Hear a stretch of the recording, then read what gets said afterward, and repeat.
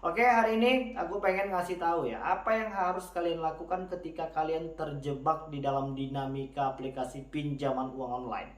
Dan hari ini banyak dari teman-teman kita yang terjebak lebih dari satu aplikasi pinjaman uang online. Tentunya ini akan membuat kalian gelisah, merasa serba salah, dan mungkin emosinya hari ini sedang labil banget, ya kan? Pemikirannya terpecah serta konsentrasinya gak mampu lagi untuk mencerna mana yang baik dan yang buruk. Dan mungkin hari ini banyak yang sedang panik berlebihan, apalagi yang sudah sempat gali lubang tutup lubang. Lantas apa yang harus kita lakukan Bang untuk menghadapi masalah seperti ini? Oke, baik, yang belum menekan tombol like-nya silahkan ditekan dulu tombol like-nya ya, supaya aku lebih semangat lagi untuk memberikan semua informasi dan edukasi terkait tentang masalah aplikasi pinjaman uang online.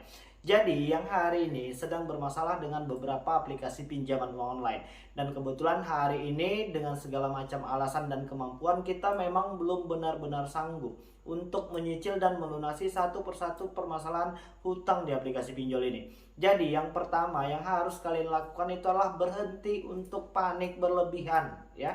Itu sudah harus kalian lakukan. Jadi kalau kalian hari ini masih tetap memikirkan sesuatu yang hari ini belum tentu pasti terjadi, dan hari ini kalian masih tetap memperburuk keadaan ini dengan cara gali lubang tutup lubang dan ini itu segala macam, sudah pasti nanti kalian akan tambah pusing, ya kan? Jadi kontrol hari ini kepanikan kalian terkait tentang debt collector lapangan yang katanya pengen datang ke rumah, yang pengen bawain Pak RT dan Pak RW untuk ngejeputin hutang ke rumah kalian, yang sebenarnya hari ini nominal juga nggak banyak-banyak banget, ya kan? Paling ya kalau untuk di tahap peminjaman awal itu rata-rata itu di bawah 2 juta rupiah. Jadi stop untuk panik berlebihan ya, kontrol semua pemikiran kalian. Jadi kalau hari ini kita masih terus-terusan berpikiran yang negatif dan yang aneh-aneh, maka nanti hasilnya pun akan ikut negatif. Padahal ketika kalian bisa melewati satu persatu permasalahan ini ya, masalah ini nggak besar. Hari ini menjadi besar karena kita terus-terusan menakut-nakuti diri sendiri. Karena kita terus-terusan membaca pesan-pesan dari mereka. Dan hari ini kita masih mencampurkan ketakutan kita dengan situasi kondisi ekonomi kita hari ini. Jadi ketika kalian menghadapi masalah seperti ini, yang pertama kontrol kepanikan kalian, dan yang kedua berhentilah untuk gali lubang tutup lubang. Ingatlah setiap aplikasi yang hari ini sedang kalian gunakan, atau mungkin kalian pengen pinjam lagi di situ untuk membayarkan hutang di aplikasi yang lama dengan cara menambah hutang di aplikasi yang baru. Ingat, setiap aplikasi yang hari ini kalian berhasil gunakan sudah pasti ada biaya denda, bunga, biaya platform, biaya penagihan, ini itu segala macam, yang nantinya akan membuat kalian tambah panik, tambah pusing, ya kan? Dan terkait untuk aplikasi pinjol ilegal, pinjol ilegal itu tidak ada sanksi hukumnya, tidak terkoneksi ke Slik OJK, tidak memiliki debt collector lapangan. Hanya saja kalian harus menyiapkan mental kalian ketika mereka melakukan penyebaran data, ketika mereka menyebarkan fitnah dan kebohongan ini itu segala macam ke seluruh kontak yang ada di handphone kalian. Dan ini terjadi sudah cukup lama. Kalian tidak perlu merasa malu, kalian tidak sendirian, dan alhamdulillah hari ini sudah banyak orang-orang yang berhasil menata kehidupannya menjadi yang lebih baik lagi ketika sudah disebar data oleh aplikasi pinjol. Kalian tinggal jelaskan saja satu persatu permasalahan kalian kepada orang-orang yang hari ini mendapatkan data pribadi kalian setelah diedit-edit sedemikian rupa. Jelaskan. Yang melakukan ini adalah aplikasi pinjol ilegal yang hari ini sedang diberantas habis-habisan oleh pemerintah, khususnya pihak kepolisian. Jelaskan seperti itu. Oke, ketika kalian sedang terjebak dengan masalah aplikasi pinjol ilegal ya, ketika kalian bisa melewati masalah tertinggi, ini khusus untuk aplikasi pinjol ilegal. Ketika kalian bisa melewati satu persatu permasalahan ini, khususnya untuk yang diancam disebar data.